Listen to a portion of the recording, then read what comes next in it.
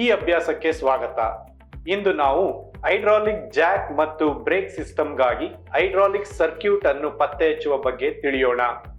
ಈ ಮಾಡ್ಯೂಲ್ ನಿಮಗೆ ಜ್ಞಾನ ಮತ್ತು ಸಾಮರ್ಥ್ಯಗಳೊಂದಿಗೆ ಸಜ್ಜುಗೊಳಿಸುವ ಗುರಿಯನ್ನು ಹೊಂದಿದೆ. ಹೈಡ್ರಾಲಿಕ್ ಜಾಕ್ ವ್ಯವಸ್ಥೆಯಲ್ಲಿ ಹೈಡ್ರಾಲಿಕ್ ಸರ್ಕ್ಯೂಟ್ನ ಘಟಕಗಳು ಮತ್ತು ಹರಿವನ್ನು ಪತ್ತೆ ಹಚ್ಚಿ ವಿವರಿಸುತ್ತದೆ. ಅಗತ್ಯವಿರುವ ಟೂಲ್ಸ್, ಇನ್ಸ್ಟ್ರೂಮೆಂಟ್ಸ್ ಮತ್ತು materials. Trainees tool kit, hydraulic jack trolley type, ಅಗತ್ಯವಿರುವಂತೆ ಕಾಟನ್ ವೇಸ್ಟ್, ಅಗತ್ಯವಿರುವಂತೆ ಹೈಡ್ರಾಲಿಕ್ ಆಯಿಲ್. ಜಾಕ್ ಭಾರವಾದ ವಸ್ತುಗಳನ್ನು ಎತ್ತುವ ಸಾಧನವಾಗಿದೆ.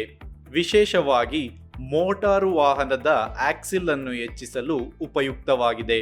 ಮೆಕ್ಯಾನಿಕ್ಸ್ಗಳಲ್ಲಿ ಪ್ರಸ್ತುತಪಡಿಸಲಾದ ಜಾಕ್ಗಳ ಬಗ್ಗೆ ತಿಳಿಯೋಣ.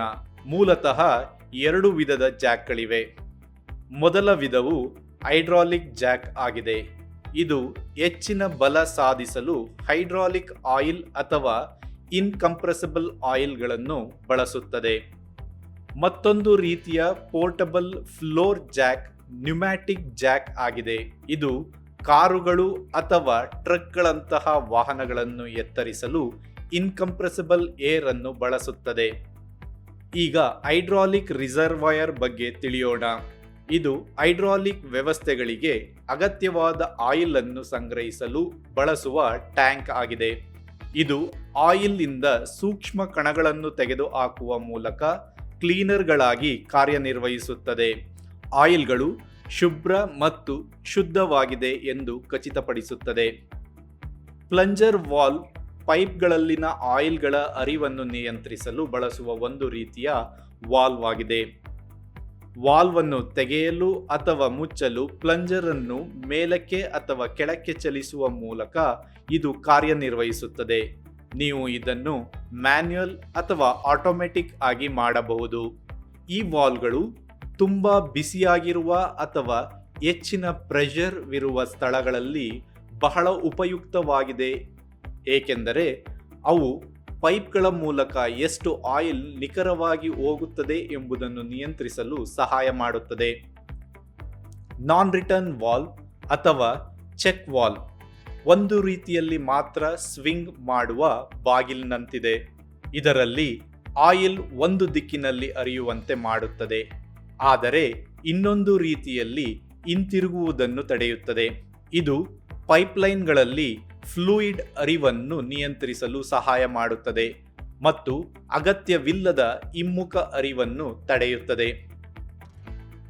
ಹೈಡ್ರಾಲಿಕ್ ರಿಲೀಫ್ ವಾಲ್ವ್ಗಳು ಸಿಸ್ಟಮ್ ಪ್ರೆಷರ್ ಅನ್ನು ನಿಯಮಿತಗೊಳಿಸುವ ಮೂಲಕ ಮತ್ತು ಮ್ಯಾಕ್ಸಿಮಮ್ ಔಟ್ಪುಟ್ ಪ್ರೆಷರ್ ಅನ್ನು ನಿಯಂತ್ರಿಸುವ ಮೂಲಕ ಘಟಕಗಳನ್ನು ರಕ್ಷಿಸುತ್ತದೆ.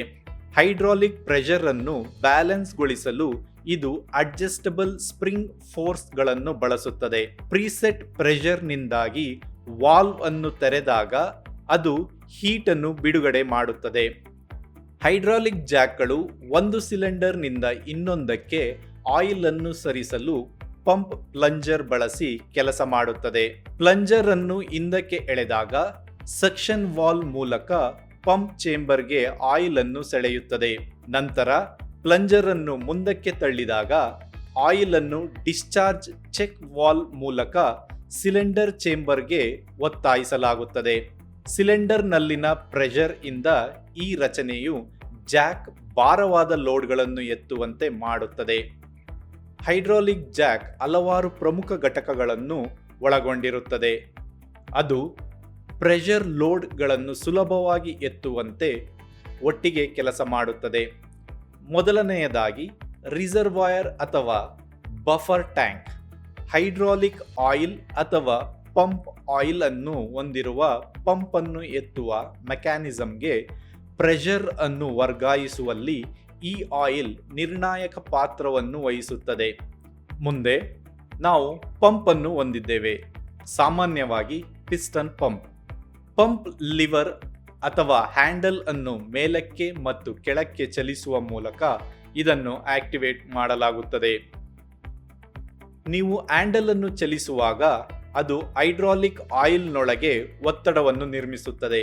ಈ ಪ್ರೆಷರ್ನಿಂದ ಆಯಿಲ್ ಅನ್ನು ಚೆಕ್ ವಾಲ್ವ್ ಮೂಲಕ ನಿರ್ದೇಶಿಸಲಾಗುತ್ತದೆ.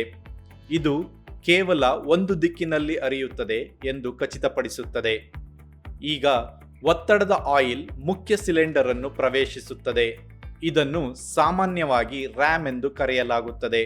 ಹೈಡ್ರಾಲಿಕ್ ಪ್ರೆಷರ್ ಸಿಲಿಂಡರ್ ಒಳಗೆ ಪಿಸ್ಟನ್ ಮೇಲೆ ಕಾರ್ಯನಿರ್ವಹಿಸುತ್ತದೆ. ಇದರಿಂದಾಗಿ ರ್ಯಾಮ್ ಮೇಲ್ಮುಖವಾಗಿ ವಿಸ್ತರಿಸುತ್ತದೆ ಮತ್ತು ಫೋರ್ಸ್ಡ್ ಪ್ರೆಷರೈಸ್ಡ್ಗಳನ್ನು ಹೆಚ್ಚಿಸಲು ಅಗತ್ಯವಿರುವ ಎತ್ತುವ ಫೋರ್ಸ್ ಆಗಿರುತ್ತದೆ. ಆದರೆ ಮೇಲಕ್ಕೆ ಹೋದದ್ದು ಕೆಳಗೆ ಬರಲೇಬೇಕು. ಲೋಡನ್ನು ಸುರಕ್ಷಿತವಾಗಿ ಕಡಿಮೆ ಮಾಡಲು ರಿಲೀಸ್ ವಾಲ್ವ್ ಅನ್ನು ಸೇರಿಸಲಾಗಿದೆ. ರಿಲೀಸ್ ವಾಲ್ವ್ ಅನ್ನು ತೆರೆಯುವುದರಿಂದ ಪ್ರೆಷರ್ ರಿಲೀಸ್ ಆಗುವಂತೆ ಆಯಿಲ್ ರಿಸರ್ವಾಯರ್ಗೆ ಮರಳಲು ಅನುವು ಮಾಡಿಕೊಡುತ್ತದೆ. ಪ್ರೆಷರ್ ಬಿಡುಗಡೆಯಾಗುತ್ತಿದ್ದಂತೆ ರ್ಯಾಮ್ ಹಿಂತೆಗೆದುಕೊಳ್ಳುತ್ತದೆ. ನಿಧಾನವಾಗಿ ಲೋಡನ್ನು ಕಡಿಮೆ ಮಾಡುತ್ತದೆ. ಪ್ರೆಷರೈಸ್ಡ್ ವಸ್ತುಗಳನ್ನು ನಿಖರವಾಗಿ ಎತ್ತಲು, ಕಡಿಮೆ ಮಾಡಲು ಅಥವಾ ಇರಿಸಲು ಅಗತ್ಯವಿರುವಂತೆ ಈ ಫೋರ್ಸ್ ಅನ್ನು ಪುನರಾವರ್ತಿಸಬಹುದು ಮತ್ತು ಹೈಡ್ರಾಲಿಕ್ ಜಾಕ್ ಪ್ರೆಷರೈಸ್ಡ್ ಲೋಡ್ಗಳನ್ನು ಎತ್ತುವುದನ್ನು ಸುಲಭವಾಗಿಸುತ್ತದೆ. ಈಗ ನಾವು ವಿಷಯದ ಅಂತ್ಯದಲ್ಲಿದ್ದೇವೆ. ಈ ವಿಷಯದಲ್ಲಿ ನೀವು ಈ ಕೆಳಗಿನವುಗಳನ್ನು ತಿಳಿದಿದ್ದೀರಿ.